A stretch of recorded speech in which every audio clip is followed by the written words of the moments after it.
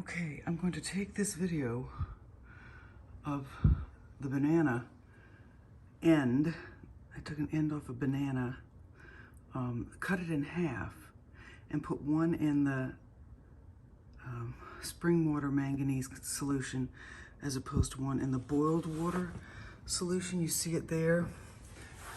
I put that piece of, an exact copy of that piece into this bowl. And it went to the bottom and it kept moving.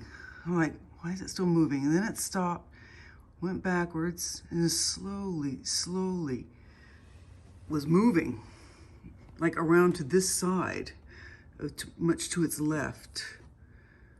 Okay, so it started flat on the bottom over here, and then it just moved and shuffled. So I'm not sure what's happening now, but a lot has happened in this spring water manganese. This thing had obviously foamed up and then gone back down, either dehydrated or, this is a very interesting part, but what I came back to, I was away for a couple of days, come back to this. This is manganese with zinc and calcium and vitamin D. No, not zinc, I'm sorry.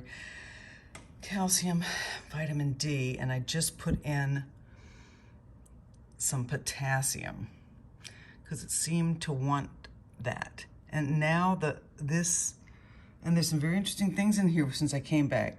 That may be a piece of mold, but there seems to be a pocket of fluid underneath. I don't know where that coloration is. I've got it back under the light. I've been keeping it on a 12-hour light dark cycle, more or less. There's some darker patches, including on this side. I mean, I haven't really taken a full analysis. I'm just sharing with you these initial results, which are very off the charts exciting. And leading up to this, the manganese, I have tapes of what led up to this, as far as how exactly this was titrated and when others were introduced, and the changes, constant changes in this manganese spring water biogenesis bowl. Harold Morowitz, Jim Olds, Ann Butler, Dr. Robert Smith, Jane Flynn, many others. Yes, this may be something that needs to be pursued as an entire new bowl of science. Great, thanks for joining me.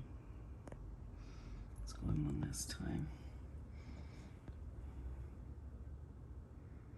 All of these bubbles and crystallizations were not there. And you see it's very close to the largest one. The largest one has access. This is definitely the largest kind of bubble that has behoven. It's hard to tell because there is air and it looks like it's actually hollow inside, almost like egg yolk inside.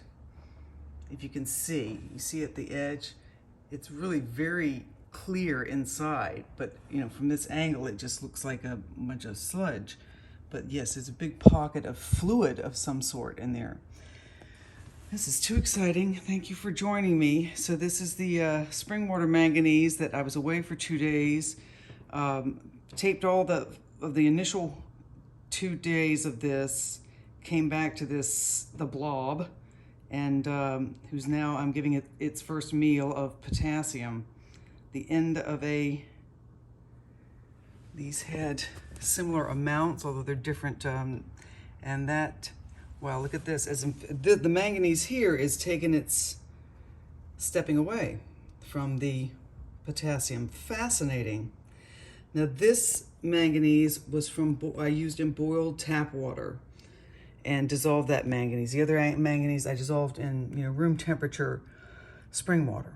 So, which leads me to wonder, what is the magnetic change in manganese when in the presence of warm water? And I'm sure they figured out how to reduce that. I mean,